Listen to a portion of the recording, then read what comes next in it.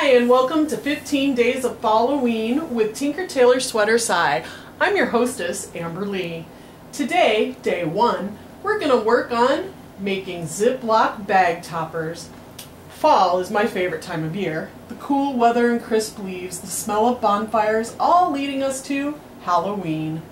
This year I want to share some of my crafting, so let's start off with these treat toppers. My sample uses the Haunt You Later stamp set from Stampin Up, as well as the soft suede cardstock cut into 3x6 pieces. The bark side of a 1 1/4 inch by 5 3/4 inch piece of Designer Series paper, basic black Archival ink, basic gray Archival ink, and rich raspberry ink. I also used Pumpkin Pie and Tangerine Tango to color in the pumpkins. The one I will be creating with you uses Old Olive cardstock and Tangerine Tango leaf side of the DSP. All measurements are the same.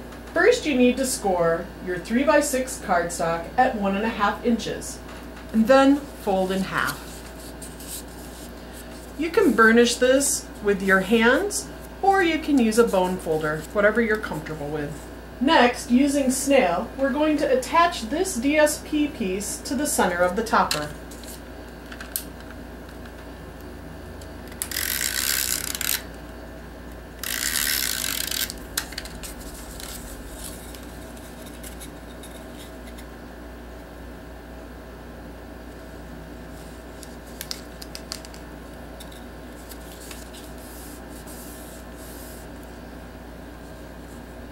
I chose to stamp the witch onto Whisper White cardstock and then color her in using a variety of markers. My sample witch has a rich raspberry dress.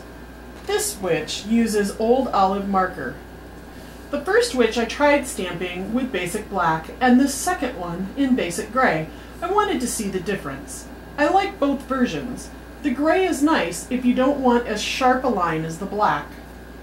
Now for a fun technique. What we're going to do is stamp out one of the pumpkins and fussy cut around it. Fussy cutting means you take the time to hand cut rather than use a punch or a die. This will be what is called your masking pumpkin, which I have here. So once you've stamped it and you cut around it, you now have a mask. The next thing you're going to do is you're going to take whichever color you wish to stamp your pumpkin in,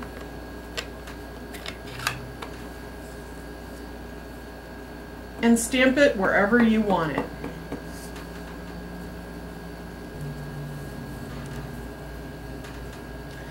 Then what I've done is I've put a little bit of removable adhesive on the back using our two-way glue pen. If you put the glue pen down first and let it dry completely, this now becomes re-stickable. Now you're going to take your mask and place it over your pumpkin.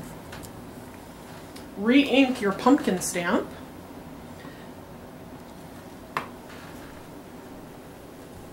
Place one on either side of your base pumpkin.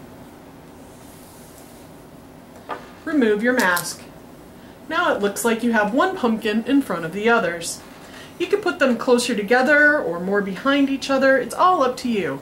But don't throw your mask away because you can use it again.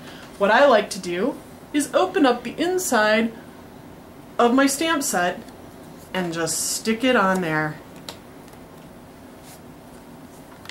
Then you use your markers and color the pumpkins however you like. This is how my second set of pumpkins turned out.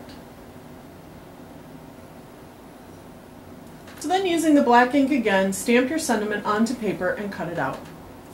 What I've done here is put some dimensionals on the little witch and added her to the topper wherever you want to put her. With some Snail, I'm going to attach the sentiment. And then again, with a couple of dimensionals, just flip your pumpkins around, put the dimensionals on, and stick it down where you want it. There you have cute little bag toppers. Now here's a hint. When you fill your treat bag, another way you can do this is before you add the witch and the pumpkins, if you're going to staple it on, staple them this way. That way, when you put the staple in, the flat side of the staple will be on the back and it won't catch on anything. And when you flip it around this way, you can put your witch and pumpkins on over top of your staples, thereby covering up the pointy, prickly ends. On the original sample, I decided to add orange around the words. On this one, I decided to leave it plain. You could use the gorgeous grunge set and add some little splatters to the back if you wanted, or you could edge it with some ink. Now you have treat bags to pass along to your friends, family, or coworkers. See you next time for another easy Fall-O-Ween project, and keep crafting on.